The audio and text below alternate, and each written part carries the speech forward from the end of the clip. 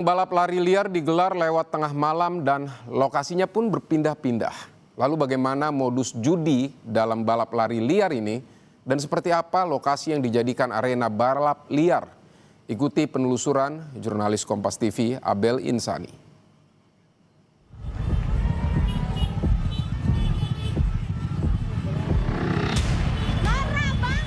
Patungan sampai 300.000 per kelompok, terus juga setelah melakukan penutupan jalan baru mereka lomba lari. Seandainya itu sudah melakukan kriminal atau mungkin meresahkan masyarakat, kami akan pertimbangkan untuk pemutusan KJP. Ya.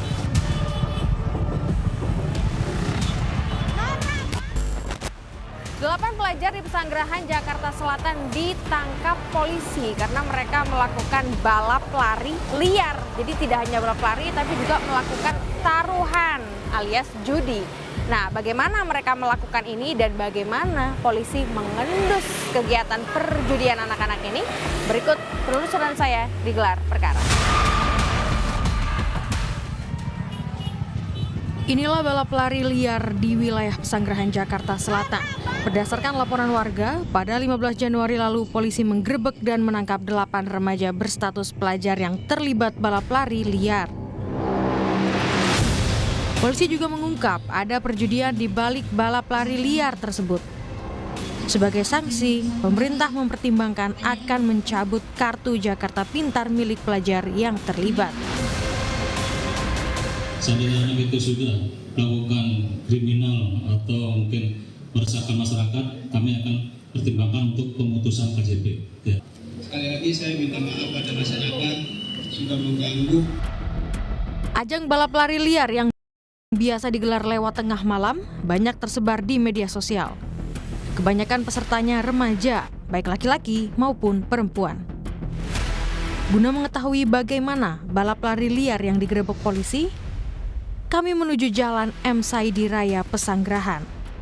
Di sekitar TKP, kami sempat menanyakan titik balap lari liar pada warga. Namun, beberapa warga mengaku tak tahu pasti, lantaran kegiatannya biasanya berpindah-pindah.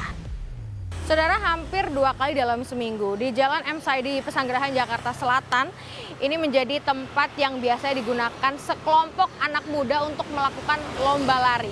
Anda bisa lihat sendiri, di sekitar saya ini atau tempat saya berdiri saat ini adalah jalan yang digunakan bagi remaja tersebut untuk blok jalan menggunakan sepeda motor yang kemudian mereka memastikan bahwa tidak ada kendaraan yang lewat karena mereka ingin melakukan lomba lari.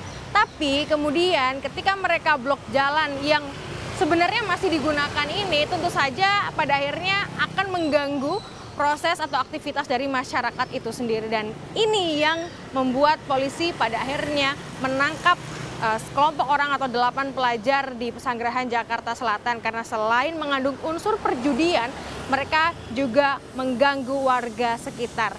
Mereka juga lari atau melakukan lomba lari ini tanpa menggunakan busana olahraga ataupun juga tidak menggunakan alas kaki. Jadi ini juga termasuk membahayakan diri sendiri. Para pelaku balap liar memilih jalanan mulus dan lurus sepanjang kira-kira 80-100 meter. Berdasarkan informasi dari salah satu warga, selain di Jalan M. Saidi Pesanggerahan, ada tempat lain yang kerap dijadikan arena balap lari liar, yakni di sekitar wilayah Ulu Jami yang tak jauh dari Jalan M. Saidi.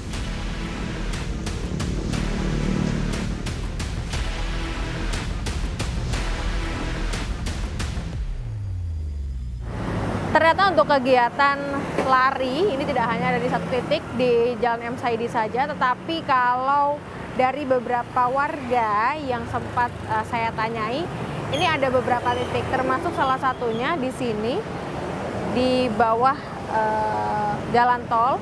Ini digunakan oleh beberapa remaja untuk balap lari. Nah, memang tidak hanya satu titik, jadi tergantung janjiannya di mana.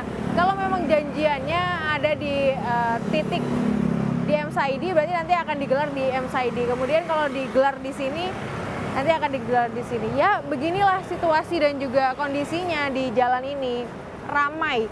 Tapi memang beberapa warga juga menuturkan kalau malam ini beberapa toko di sekitarnya sudah tutup, kemudian memang sepi. Jadi ini juga digunakan kesempatannya oleh para remaja untuk balap lari. Disebut balap lari liar karena adu lari cepat yang digelar lewat tengah malam ini tak dapat izin resmi. Para pesertanya pun mengabaikan keselamatan diri. Mereka tak memakai alas kaki. Selain itu, para pelakunya kerap menutup jalan raya saat balap lari dimulai. Polisi menyebut para pelaku menggunakan motor untuk menutup jalan. Lalu motor yang ada ini, motor yang menjadi warna putihnya digunakan untuk menutup jalan. Terus juga setelah melakukan penutupan jalan, baru mereka lomba lari.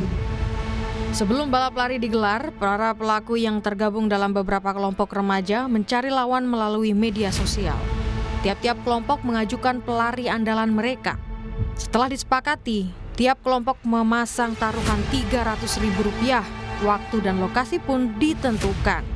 Dini hari, jalan raya dijadikan arena balap lari liar. Agar lancar, para pelaku menutup jalan sementara secara paksa dengan cara memarkir beberapa motor melintang di tengah jalan. Begitu sepi, balap lari liar pun dimulai. Melalui media sosial, jadi mereka punya media sosial juga kenal, antar sekolah juga kenal. Mereka patungan sampai Rp300.000 per kelompok. Ini barang buktinya, handphone yang pakai buat janjian, dan juga ini barang buktinya saya tampilkan. Diketahui para pelaku yang tertangkap sebelumnya telah terlibat judi balap lari liar di beberapa wilayah Jakarta Barat dan Jakarta Selatan sejak 2024 lalu.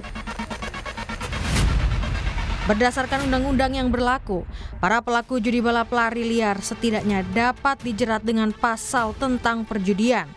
Ancaman hukumannya penjara paling lama 4 tahun atau denda maksimal Rp10 juta dan dapat dijerat juga dengan pasal tentang jalan dengan ancaman hukuman penjara maksimal 18 bulan atau denda maksimal Rp1,5 miliar. Sementara itu, pemerintah daerah tengah mempertimbangkan untuk membekukan kartu Jakarta Pintar milik 8 pelajar yang terlibat judi balap lari liar di Pesanggerahan. Itu sesuai dengan Pergub nomor 110 tahun 2021 kami hubungkan dengan KJP-nya.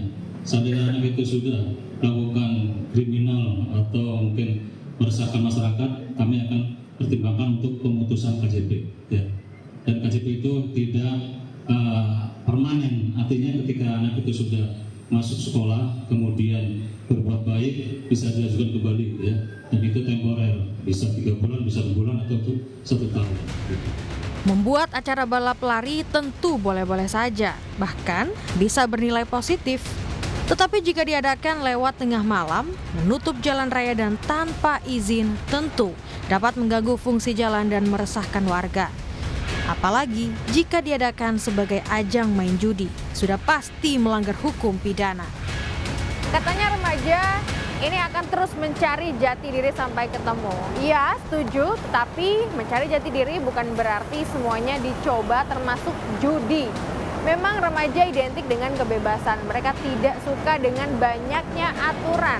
Tetapi arahan harus tetap ada dari yang terdekat. Mengapa mereka memilih kebebasan dan mengapa mereka melakukan perjudian?